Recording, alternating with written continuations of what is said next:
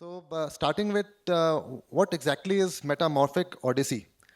It's a journey of personal transformation, discovery and evolution.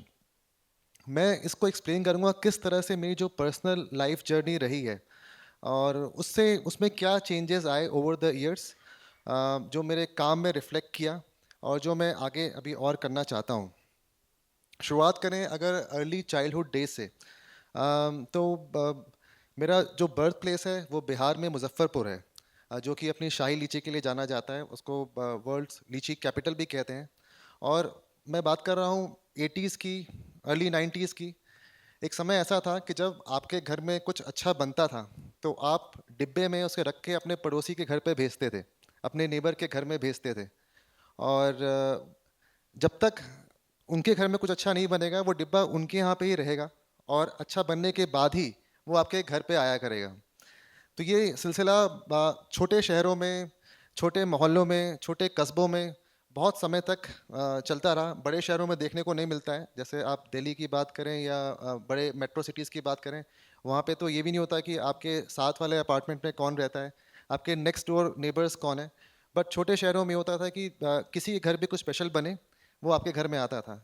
और जहाँ पे मेरा बचपन गुजरा वो एक तरह से बिल्कुल मेल्टिंग पॉट था, जहाँ पे अलग अलग कम्युनिटीज़ आके रहती थी।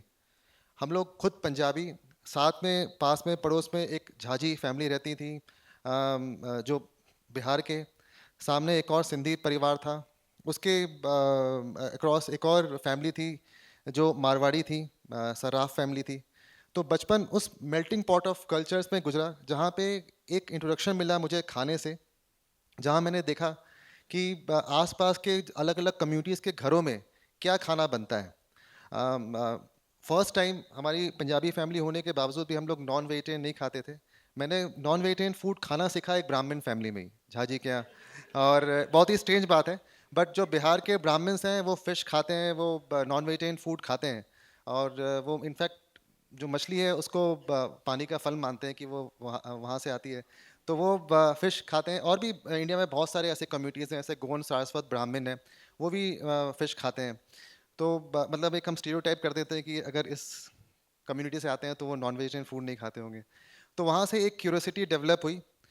कट टू मतलब अपनी 10th तक की मैंने पढ़ाई करने के बाद फिर मैं देहरादून गया अपने हाई स्कूल की स्टडीज़ के लिए।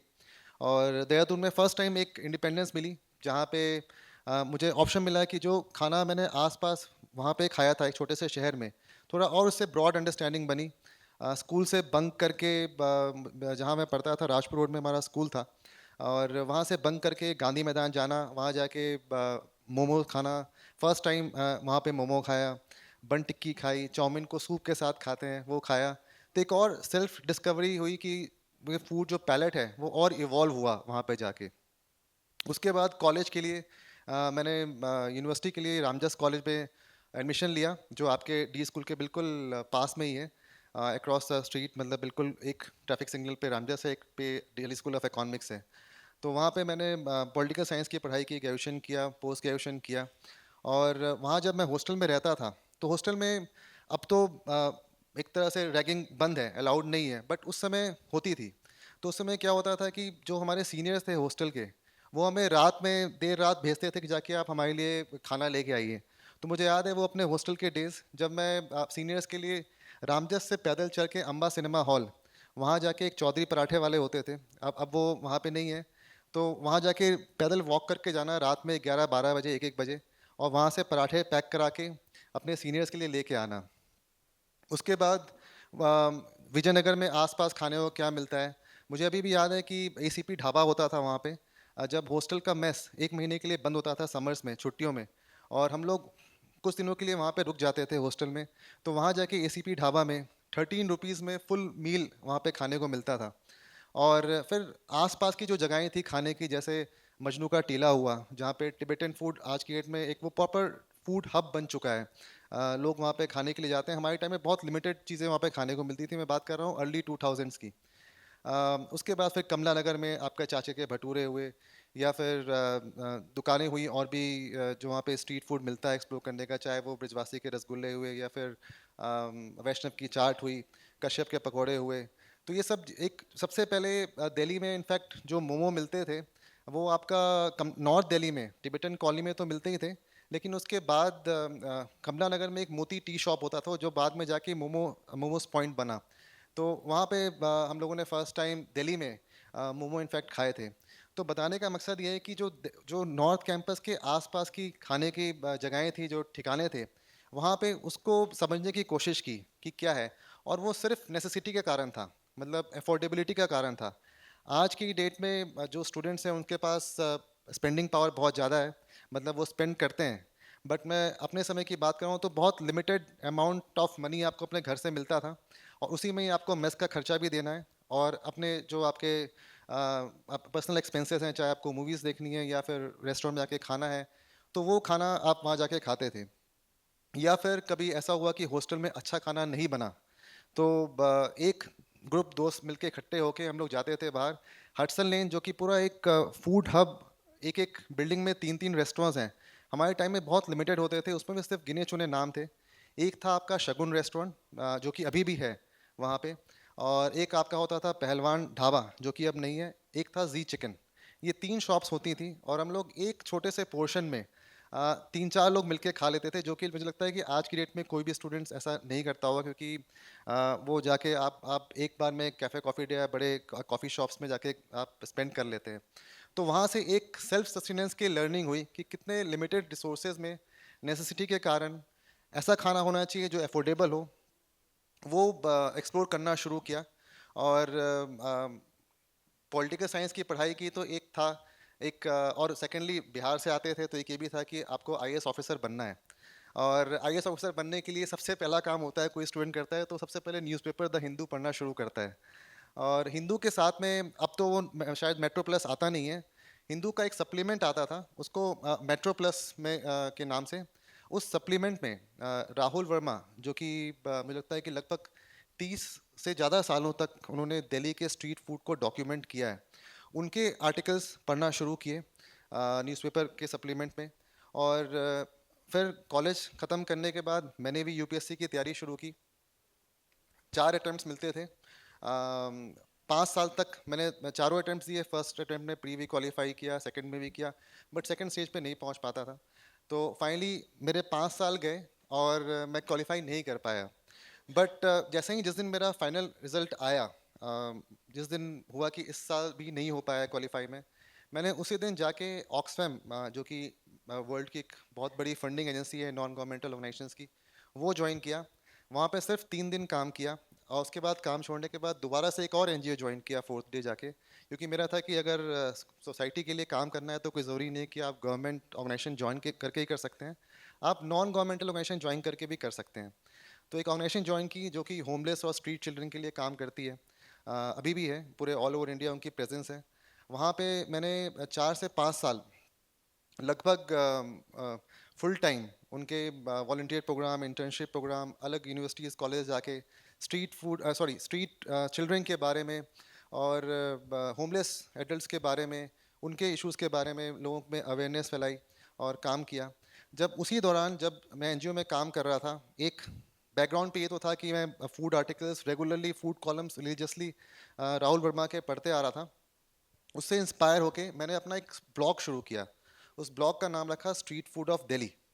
और उस ब्लॉग में वीकली कॉलम, मैंने वीकली ब्लॉग्स लिखना शुरू किया, हर सैटरडे को एक ब्लॉग पोस्ट करता था। और उसका आइडिया ये था कि जो दिल्ली में लेसर नोन फूड जॉइंट्स हैं, जो फूड वेंडर्स हैं, जो उनकी कहानियाँ हैं, वो लोगों तक पहुँचे। और Delhi being a food capital, इतना डाइवर्स खाना है यहाँ पे। मैंने आपको एग्जांपल में सिर्फ नॉर्थ कैंपस के आसपास की जगहों के बारे में बताया, उसके बियॉन्ड भी दिल्ली में बहुत डाइवर्स फूड कल्चर है। उसको डॉक्यूमेंट करना शुरू किया अपने ब्लॉग पे। और बाई चांस एक उस अब तो सोशल मीडिया के ज़माने में आपके पास इंस्टाग्राम है, फेसबुक, यूट्यूब, बहुत सारी चीज़ें हैं। बट 2011-12 के आसपास फेसबुक था, इंस्टाग्राम नहीं था। तो मैंने अपना एक फेसबुक पे पेज बनाया, उस पर एक बार रैंडमली ऐसे ही पोस्ट किया कि मैं जो फूड डॉक्यूमेंट कर रहा हूँ अपने ब्लॉग पे, उस ब्लॉग के बेसिस पे मैं एक फूड वॉक करना चाहता हूँ।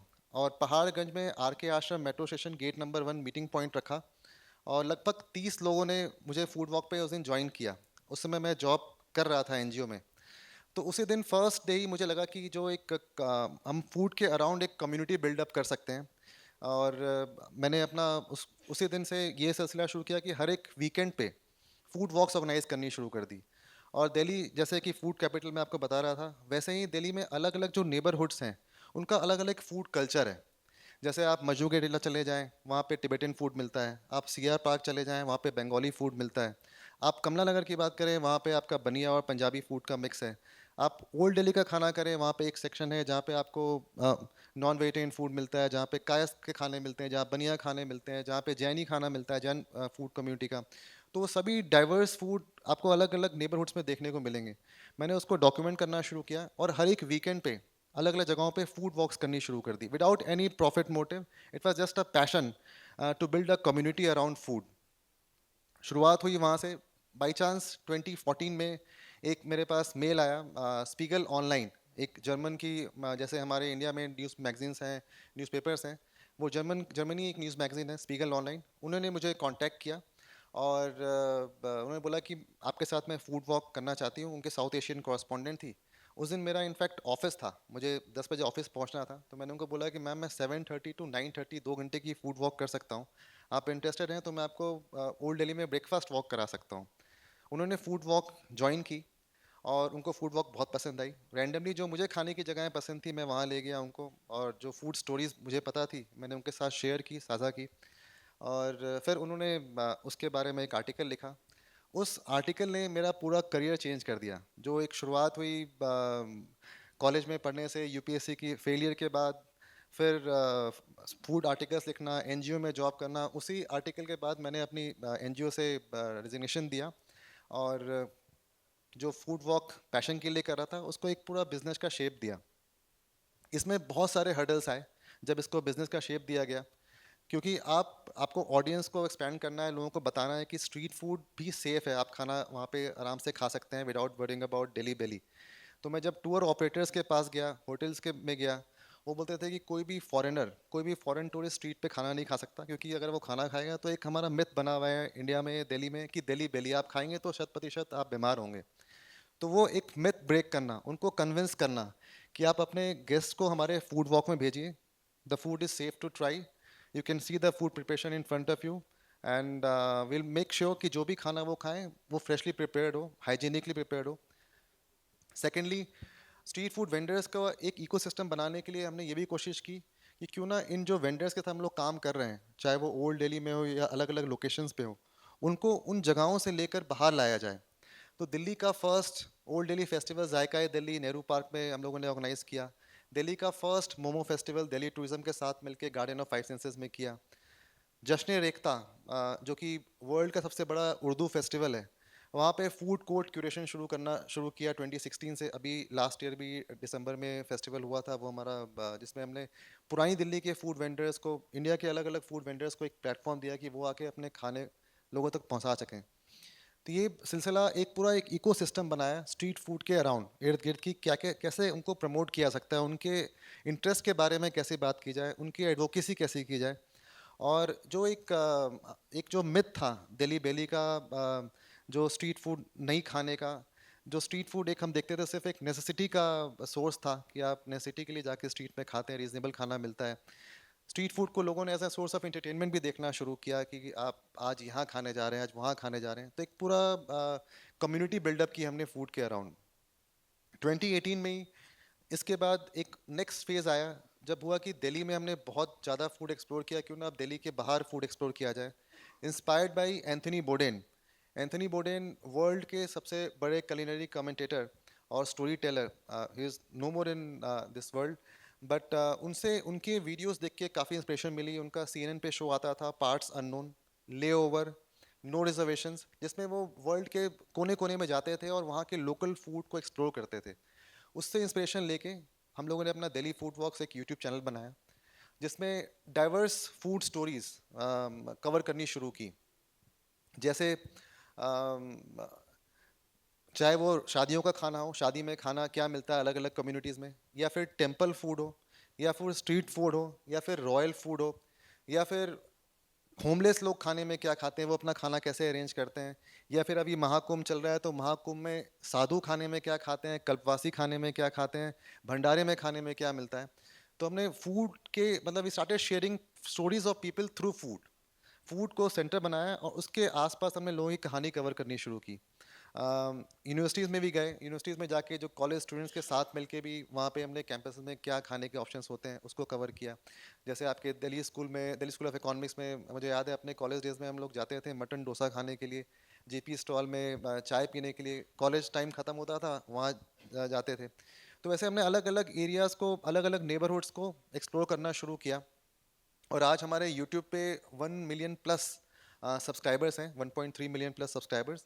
और हर वीकेंड पे सैटरडे हम एक नए एपिसोड डालते हैं। अभी कमिंग एपिसोड जो है हमारा चिड़ावा पे आने वाला है, जो राजस्थान में शेखावटी रीजन है उसके ऊपर में। तो वैसे हमने फूड एक डॉक्यूमेंटेशन शुरू किया। और आइडिया ये था कि लोगों को हमारे जो फूड कल्चर है उनसे उनको रूबरू कराया जाए, उनको हमारे इंडियन फूड के बारे में पता चले। और कैसे इंडिया को as a food tourism destination develop किया जाए। अब इस पूरी जर्नी में जो जो मैंने आपको बताया फ्रॉम अर्ली चाइल्डहुड डेज, जहाँ पे मेल्टिंग पॉट देखा हमने, किस तरह से अलग कम्युनिटी साथ में रहती हैं और कैसे फूड एक्सचेंज होता है, कैसे डिब्बे एक्सचेंज होते हैं। जो डिब्बे एक्सचेंज हो रहे हैं वो शेयर्ड लैंग्वेज है फूड का। एक वार्मथ है कि उस डिब्बे में एक घर से दूसरे घर में खाना जा रहा है, वहाँ से क्यूरोसिटी डेवलप हुई। फिर देहरादून में आना, फिर दिल्ली में आगे की पढ़ाई करने के लिए आना, फिर यूपीएससी में फेलियर होना, और उसके बाद एनजीओ में काम करना, बाद में जाके फिर दिल्ली फूड वॉक्स स्टैब्लिश करना। ये पूरी जर्नी में जितने भी हर्डल्स आए उसने मुझे, जैसा हम बात कर रहे थे कि कैसे वो सेल्फ डिस्कवरी हुई, कैसे एक इवोल्यूशन हुआ, और कैसे एज अ ह्यूमन बीइंग उसने मुझे चेंज किया, और कैसे लोगों को फूड के ज़रिए लोगों को जोड़ने का, फूड को एक ऐसा मीडियम बनाया गया कि लोग साथ में जुड़ सकें। ये पूरी जर्नी रही। और आगे ये एक ड्रीम है कि पूरे वर्ल्ड में ट्रैवल करना। और जैसा हमेशा कहते हैं कि keep walking, keep exploring, keep eating, keep learning, और अपनी जो फूड स्टोरीज हैं वो लोगों तक पहुंचाते रहे। यही आगे का एक वे फॉरवर्ड है।